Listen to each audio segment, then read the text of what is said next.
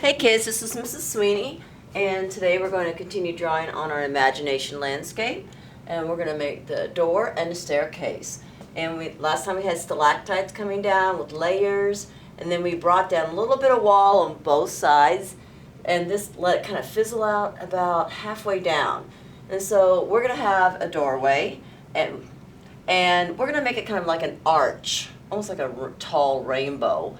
And then we're going to make it look like it is kind of turned towards us. And anytime something is closer to you, it'll look a little bit bigger as it gets closer.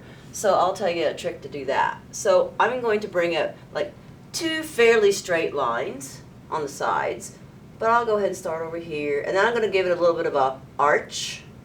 It doesn't have to be perfectly straight or curved at the top. It can be a little bit wonky like this, and that's all right.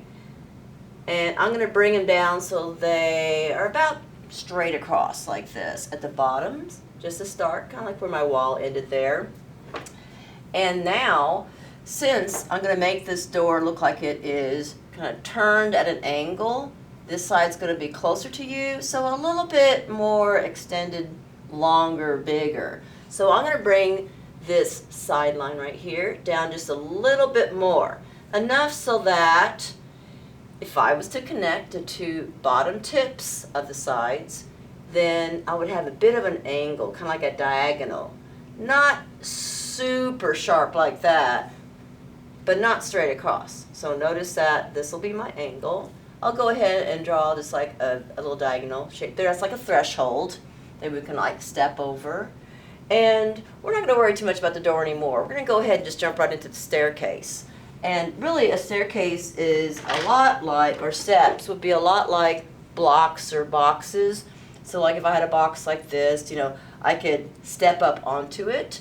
But if I add another box like that, I all of a sudden have another step.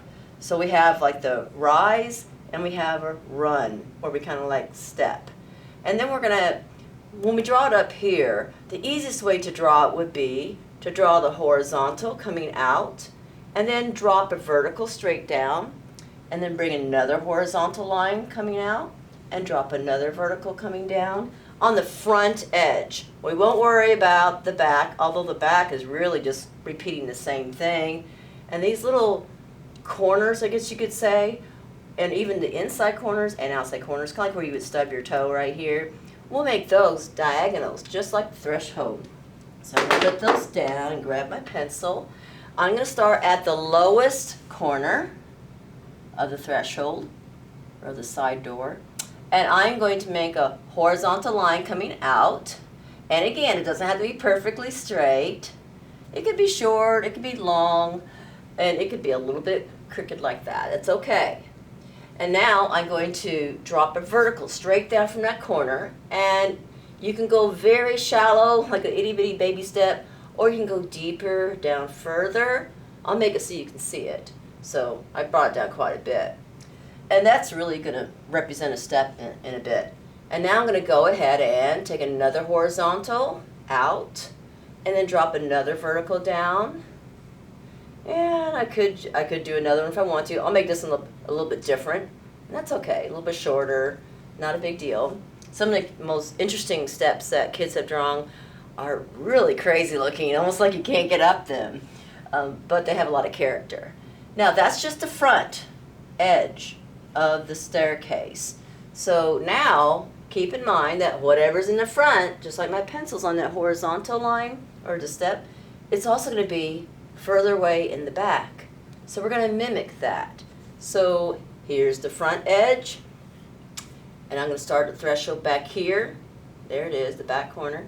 And I'm going to bring another horizontal line. I'll kind of follow it with my finger. And it'll be approximately the same size. I know, of course, it shrinks a little bit, but to keep it simple, we'll make it about the same length. So it does kind of jut out a little bit further than you may think, okay? And now, the easiest way, instead of kind of dropping a vertical down, let's go ahead and make a connection with a diagonal. So my pencil's in a diagonal kind of angle, kind of like a 45-degree angle like that, just like the threshold right there. And I'm going to place one right there. So I'm going to find this corner that's kind of sticking out where the horizontal line meets the vertical. It's like a corner. And I'm going to make a diagonal. And it will come up and pretty much meet that tip. Now you might have to fudge it a little bit, bring it out a little bit. It's okay. Now we have a nice corner on the front and on the back of that step. Now we have a vertical dropping down in the front, so find the back corner, drop a vertical. I'm going to follow it with my finger. Here's what I'm doing. And you can make it approximately the same size, or maybe even shrink it just a little bit as you get further back, and then kind of stop. Don't go all the way to the bottom and hit another step. Now here's an inside corner where they come together. I'm going to find it over here. I'm going to make a diagonal coming out. And there we go. I now have a rise and a run of like a step, almost like a box right there. And then we're going to keep on repeating that technique. So here we go. In the front we have a horizontal line coming out from the inside corner. And I'm going to put one in the back now. And I'm going to now add a diagonal. If you look at it, it's almost like making an accordion fold, the illusion of opening up a book or spreading an accordion. It's that kind of illusion. Now I'm going to drop from this corner. I'm going to drop a vertical. Now if I go down too far like that, sometimes it gets a little bit challenging. You think, what did I do wrong? Well, let's find this inside corner and take it. Oops. See, if I was really kind of going with all my diagonals, it's a little bit high. So I can always come back and erase. So you can kind of play around with it a little bit. Now, inside corner in the front, inside corner in the back.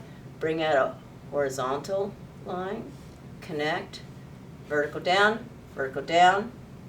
and I could just end it with another diagonal. Now that's a real basic kind of empty looking step, and that's okay. We haven't shaded anything.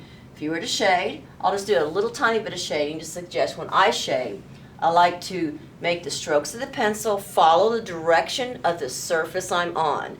So if I'm on a tall vertical kind of wall, like this, then I will let my pencil also make streaks that are up and down. And I like to then, if I'm shading on a surface that's kind of flat like this, I'll let my pencil make marks. I'm kind of toning it in.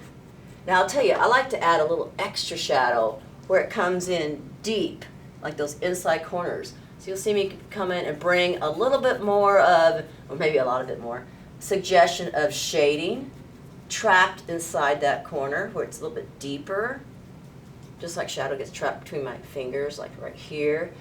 I could also suggest a little bit of streaking, some shading coming across, and really one of the reasons, just so it looks like it has a surface, like it actually has a solidity or solidness to it, instead of just being empty shapes. And so I'll just suggest a little bit more of this surface, a little bit here, and I could come back and put cracks in it. Don't worry about this looking really open and empty. We have other things we're going to put there eventually. Back on the door, I've had some kids, like, let's say they might decide to have a door in here and have a thickness to it, and they follow this vertical type of line, and when they get towards the top, they let it kind of disappear, thin out and disappear, because we can't really see it, it's hiding, but we can see this edge. So that's a fun thing to do. I've had people kind of tone in as if it's like a cave going deep inside, and have it get darker as it goes and disappears behind this edge. That's one way. I've had people erase the threshold, that diagonal, and I'll go ahead and do that just so you can have choices. And they'll take this horizontal line that's coming into their kind of opening, and they keep it going and have it disappear. Well, or stop right when it disappears into there, and then kind of just suggest that it's getting darker as it disappears inside that surface.